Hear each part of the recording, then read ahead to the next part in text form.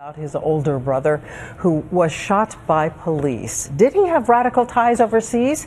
ABC's chief investigative correspondent Brian Ross with that. Federal authorities today were searching behind a Cambridge drug store in an area where the brother's father used to repair cars, looking for more possible explosives or where the bombs were made. So far, there is no evidence of a continuing threat.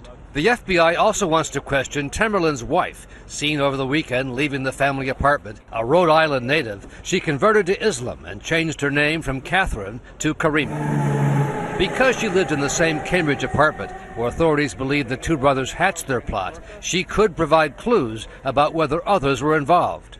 Her family issued a statement today saying, "We know that we never really knew Tamerlan Tsarnaev." Local prosecutors said today they are investigating whether Tamerlan was involved in the brutal murder of 3 young men, one of whom was his roommate. The 3 were found with their throats slashed, covered in marijuana and cash. Also under investigation, the 6-month trip that Tamerlan took last year to Russia, at a time that rebel groups there carried out a number of violent attacks, as ABC's Kirat Radia discovered in the Dagestan region. Just last year alone, Dagestan lost 115 police officers in nearly 300 terror attacks. Just 2 years ago, this street was obliterated by a car bomb. Investigators say they want to know whether Tamerlan met with any of the notoriously fierce extremist leaders there. Neighbors in Cambridge say Tamerlan was a changed man when he returned to the U.S., swearing off tobacco and alcohol, linking to extremist jihadist videos, and saying, "I don't have any American friends. I don't understand them." A neighbor said he expressed anger about America and Christianity. He said that the Bible is a cheap copy of the Quran. He said that most American wars are excused with the Bible.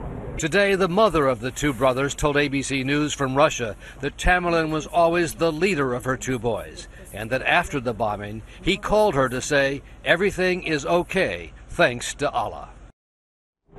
There continue to be questions about that 6-month trip to Russia.